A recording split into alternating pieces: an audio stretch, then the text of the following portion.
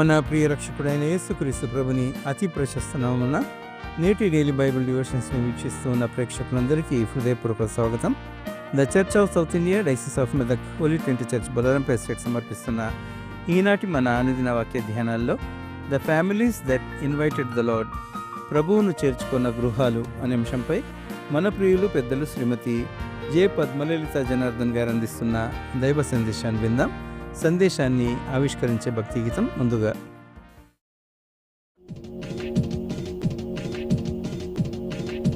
క్రైస్తవ కుటుంబం క్రీస్తుని ఆలయం, క్రైస్తవ కుటుంబం క్రీస్తుని ఆలయం. ప్రభు దీవెనే వరములైతే, ప్రభు వాక్యమే వెలుగులైతే, మన ముంగిటే ప్రభుని దివ్య దర్శనములే. క్రైస్తవ కుటుంబం క్రీస్తుని ఆలయం, క్రైస్తవ కుటుంబం.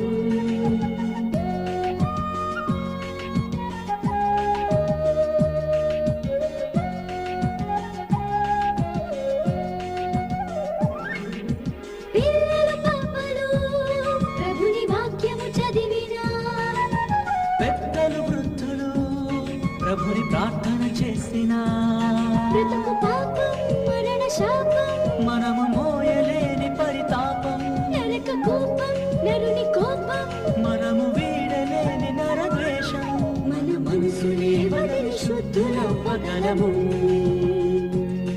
మన బ్రతుకులే ప్రభుని దివ్యలవ్వగలము. క్రైస్తవ కుటుంబం క్రీస్తుని ఆలయం, క్రైస్తవ కుటుంబం.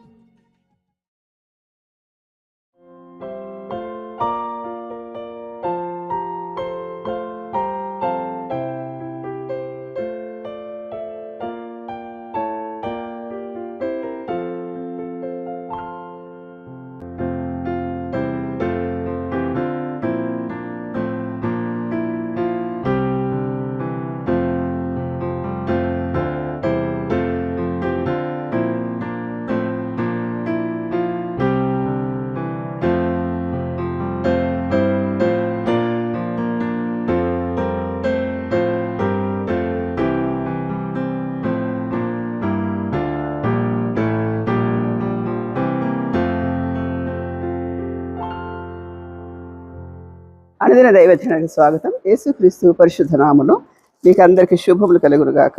ఒక మాట ప్రార్థన చేసుకుందాం. ప్రేమ నమ్మకం గల ప్రభువా, కృపగల నా తండ్రి, నీ పాదాల వందనాలు, స్తుతులు, కృతజ్ఞతలైనా ఈ ఉదయకాలపు ధ్యానాన్ని మీరు దీవించండి ప్రభువా. నాకు పరిశుద్ధాత్మ నడిపింపు దయచేయండి. నన్ను ఒక బూరగా మాత్రం వాడుకోమని నజరేయుడైన యేసుక్రీస్తు పరిశుద్ధ నామములో ప్రార్థన చేసి వేడుకుంటున్నాను పరమ తండ్రి, ఆమేన్. లూకాసు వార్త 10వ అధ్యాయం 38వ వర్షం. లూకాసు వార్త 10వ అధ్యాయం 38వ వర్షం. దీని శీర్షిక చెప్పాలంటే ప్రభువును చేర్చుకున్న గృహాలు, ప్రభువును చేర్చుకున్న గృహాలు. 10:38. లూకాసు వార్త 10వ అధ్యాయం 38వ వర్షం. అంతటా వారు ప్రయాణమైపోతుండగా ఆయన ఒక గ్రామంలో ప్రవేశించాను. మార్త అనే ఒక స్త్రీ ఆయనను తన ఇంట చేర్చుకున్నాడు. యేసుక్రీస్తును ఇంట చేర్చుకున్న గృహాలు ఎవరు అంటే, యేసుక్రీస్తు తన పరిచర్య జీవితంలో 3.5 సంవత్సరాల పరిచర్య చేశాడు. శిష్యులతో పాటు తన ఒంటరిగా అనేక మందిని రక్షిస్తూ, అనేక మంది రోగులను స్వస్థపరుస్తూ ఆయన పరిచర్య కొనసాగించబడి, ఆయన పరిచర్యకు చాలా అంతరాయాలు వచ్చాయి కానీ పరిచర్య చాలా మంచిగా కొనసాగించబడింది. ఇక్కడ బేతనీ అనే ఒక గ్రామం మధ్యలో ఒక రెస్టింగ్ ప్లేస్ ఉండేది. ఆయన ఈ బేతనీకి వచ్చి ఒక స్త్రీ ఆయనను చేర్చుకున్నాడు. ఆమె పేరేంటి? మార్త, మరియా, లాజరు ఉన్న కుటుంబం. ఆ కుటుంబంలో చేరారనమాట. అయితే మార్త విస్తారమైన పని పెట్టుకున్నట్టు చేత తొందరపడి ఆయన ఎద్దకు వచ్చి, ప్రభువా, నేను ఒంటరిగా పని చేయట నా సహోదరు నన్ను విడిచిపెట్టినందున నీకు చింత లేదా అని అంటుంది. అయితే ఈ గృహానికి యేసుక్రీస్తుని చేర్చుకున్న తర్వాత వచ్చిన దీవెన ఏంటి అని అంటే, మరణంలోంచి జీవంలోకి దాటించబడ్డారు. వాళ్ళు యేసుక్రీస్తు వచ్చినప్పుడు వీళ్ళ ఇంట్లో కొన్ని రోజులు ఆతిథ్యం జరిగిన తర్వాత వాళ్ళ ఇంట్లో తమ్ముడు లాజరు చనిపోయినాడు. లాజరు చనిపోయిన తర్వాత చాలా లేటుగా దేవుడు వస్తాడు. అంటే ఆయన శవం పాతిపెట్టబడి మురిగిపోయి అలాంటి పరిస్థితులు ఉన్నప్పుడు వాళ్ళు ఏడుస్తున్నప్పుడు వస్తాడు. అంటే యేసుక్రీస్తు ఆ ఇంట్లో ప్రవేశించినప్పుడు ఆ ఇంట్లో మరణం ఉంది. ఆ మరణం నుండి జీవంలోకి నడిపించాడు. ఎలా జీవంలోకి నడిపించాడు? యోహాను సువార్త 12వ అధ్యాయంలో ఉంటుంది ఆ మాట. మరణం నుండి జీవంలోకి దాటించడం. యేసుక్రీస్తు నమ్ముకుంటే మనం కూడా మరణం నుంచి జీవంలోకి దాటించబడతాం. యోహాను సువార్త 12వ అధ్యాయంలో కూడా, కాబట్టి యేసు తాను మృతులలో నుండి లేచిన లాజరు ఉన్న బేతనియకు వచ్చాడు. ఇక్కడ మరణించి తిరిగి లేచాడు. యేసుక్రీస్తు లాజరును లేపాడు. అయితే ఇక్కడ 11వ అధ్యాయంలో ఒక మంచి మాట ఉంటుంది. 11వ అధ్యాయం 17 వరకు. యేసు వచ్చి అది వరకే అతడు 4 దినములు సమాధిలో ఉండని తెలుసుకొని బేతనియ యెరూషలేమునకు సమీపమై ఉండను, దానికి ఇంచుమించు కోసెడు దూరం. ఇక్కడికి వచ్చిన తర్వాత మార్తతో అంటున్నాడు. మార్త యేసుతోంది, ప్రభువా, నీవు ఇక్కడ ఉండిన యెడల నా సహోదరుడు చావకుండును. ఇప్పుడైనా నువ్వు దేవుని ఏం అడిగినను దేవుడి నీకును అనుగ్రహించడని ఎరుగుదురని. అయితే అంటున్నాడు, నువ్వు ఇక్కడ ఉంటే నా తమ్ముడు చనిపోకపోతుండే. దేవుడు ఏమంటుడు? ఇప్పుడు నువ్వు నమ్మితే తప్పకుండా లేస్తాడు, నా మహిమను చూస్తావు అంటున్నాడు. ఇక్కడ మార్తతో ఒక మంచి వాగ్దానం, అది ఇప్పటికీ చిరస్థాయిగా నిలబడే వాగ్దానము. పునరుద్ధానము జీవమును నేనే, నా యందు విశ్వాసం ఉంచువాడు చనిపోయినను బ్రతుకును, బ్రతికి నా యందు విశ్వాసం ఉంచువాడు ప్రతివాడును ఎన్నటికీ చనిపోడు. ఈ వాగ్దానము క్రైస్తవ తరానికి, క్రైస్తవ సమాజానికి చాలా దీవెనకరమైన వాగ్దానం పొందుకుంది. ఎవరు? మార్త. దేని వలన? ఆమె తన ఇంట చేర్చుకుంది. యేసుక్రీస్తును ఇంట చేర్చుకోవడం, హృదయంలో చేర్చుకోవడం, ఆయన ఆరాధించడంలో దీవెనలు ఉన్నాయని ఈ గృహం ద్వారా తెలుస్తుంది. మొట్టమొదట ఒకరు చేర్చుకుంది యేసుక్రీస్తును. ఆదికాండం 18వ అధ్యాయంలో అది మొదట అబ్రహాం చేర్చుకుంటాడు దేవుణ్ణి. ఆయనకు అన్ని దీవెనలు వస్తాయో చెప్పలేని దీవెనలు వస్తాయి. అయితే ఎలా చేర్చుకుంటూ ఆయనకు తెలియకుండానే ఆతిథ్యం ఇచ్చాడు. కొంతమంది తెలియకుండానే దేవదూతలకు ఆతిథ్యం ఇస్తారనే మాట రాయబడింది వీళ్ళ కొరకే.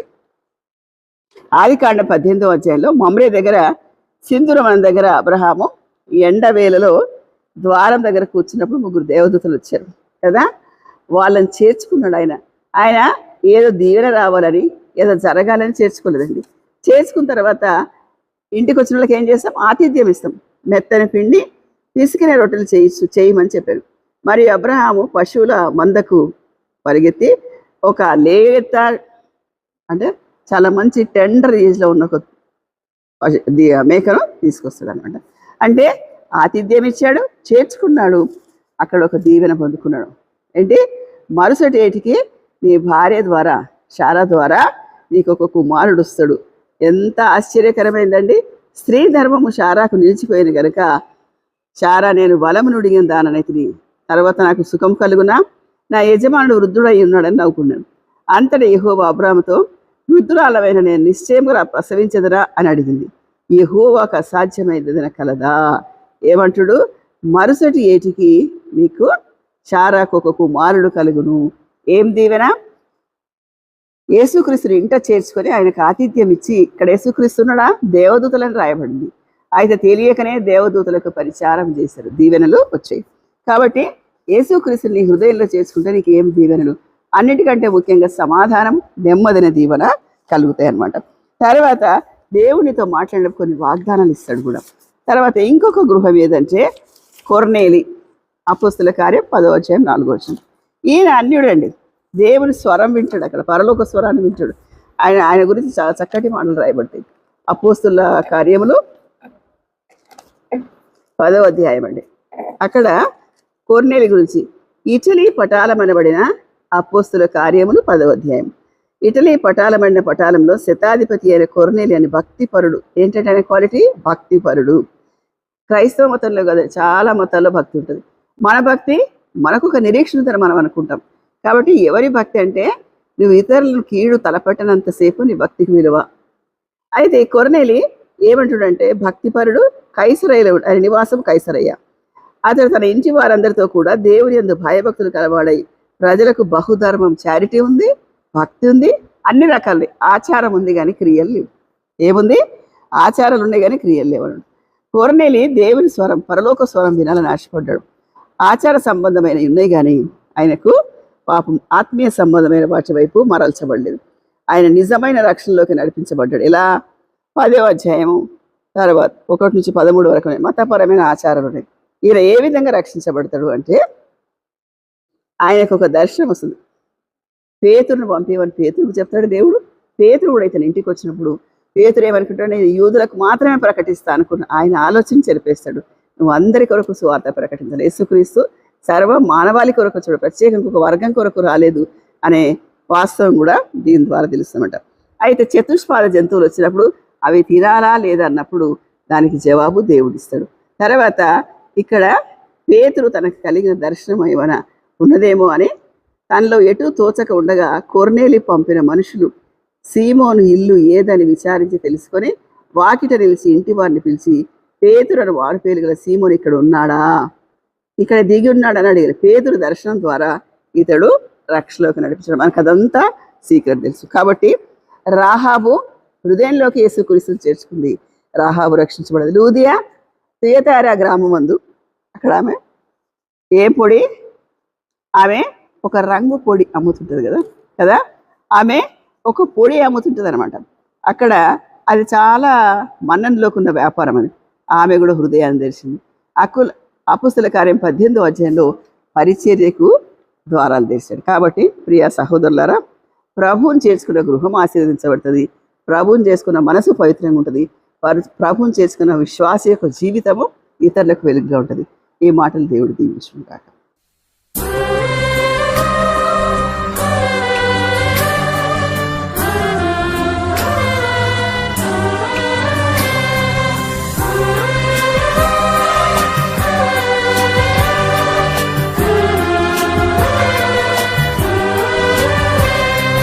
దేవా మా కుటుంబం నీ సేవకే అంకితము. దేవా మా కుటుంబము నీ సేవకే అంకితము. ఈ శాపలోకానా నీ సాక్షులుగా నిలువా, నీ ఆత్మతో నింపుమా, నీ ఆత్మతో నింపుమా. దేవా మా కుటుంబము నీ సేవకే అంకితము.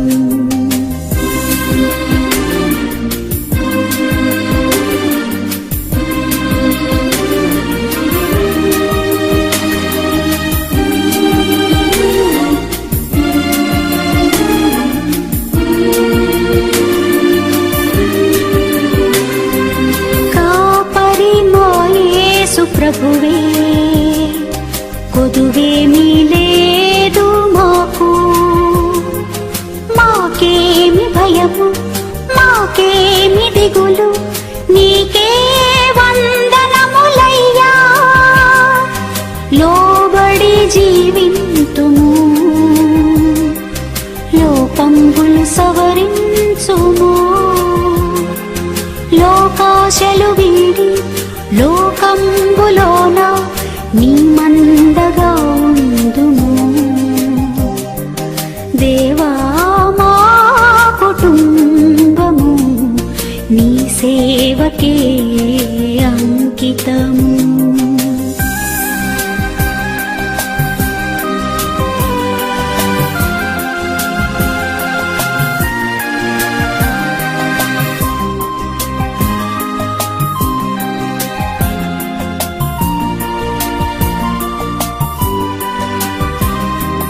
సమృద్ధి జీవంబును సమృద్ధిగా మాకిమ్ము. నెమ్మది గల ఇల్లు, నిమ్మళ మగు మనసు ఇమ్మహిలో మాకిమ్మయ్యా. ఇమ్ముగా దయచేయుము, గిన్నె నిండిన అనుభవము. ఎన్నో కుటుంబాల ధన్యులుగా చేయంగా మమ్ములను బలపరచుము. దేవా మా కుటుంబము నీ సేవకే అంకితము.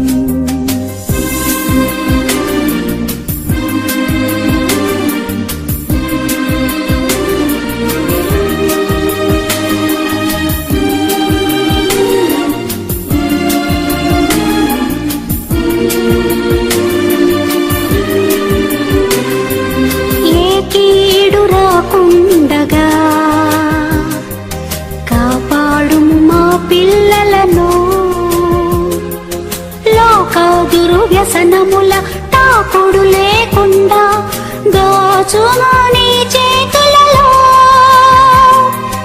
ఓలీవ మొక్కల వలెను ద్రాక్ష తీగెలను పోలి ఫల సంపదలతోను కలకాలము జీవించ కురిపించుము నీ దీవెనలను. దేవా మా కుటుంబము నీ సేవకే అంకితము.